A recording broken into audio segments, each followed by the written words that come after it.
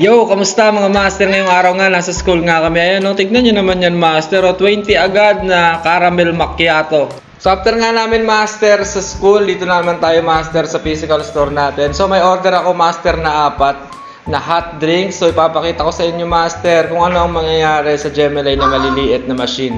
So malaking tulong to sa inyo master para pag bumili kayo ng machine, mapapakinabangan nyo ng matagal at alam nyo master yung capacity at yung kakayahan ng machine na napili nyo.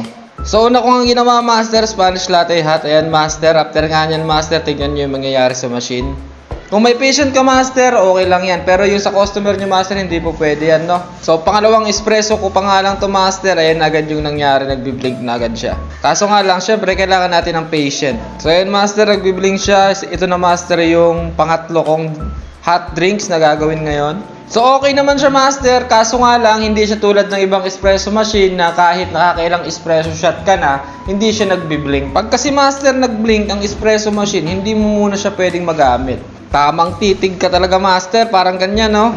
So dito master, puro na lang steam ang gagawin natin dito. Sa steaming master, walang problema, no? Dun lang sa pag-extract ng espresso nagkakaroon ng problema.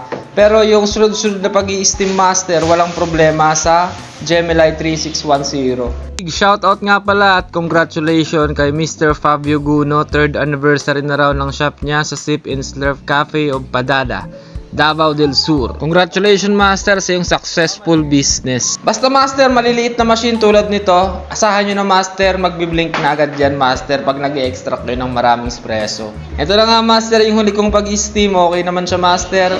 Ito guys, last na to, pang-4 ako na hot coffee. Ito pag sa steaming, okay siya, hindi siya kumukulapse.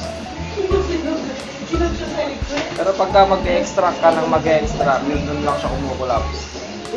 Pag ganito master kalit yung machine nyo at na-orderan kayo ng mga 3 hot, nako po master, ay siya ipagpapawisan ka talaga sa sobrang bagal. Hindi mabagal yung barista kundi yung service ng mismong espresso machine. Ay siya master, gawa tayo ng tulip stocks, ay siya. At syempre master, maraming salamat sa pagsuporta nyo palagi sa page natin. Sa akin master, at sana master may natutunan kayo master ngayong araw na to sa espresso machine na gusto nyong bilhin.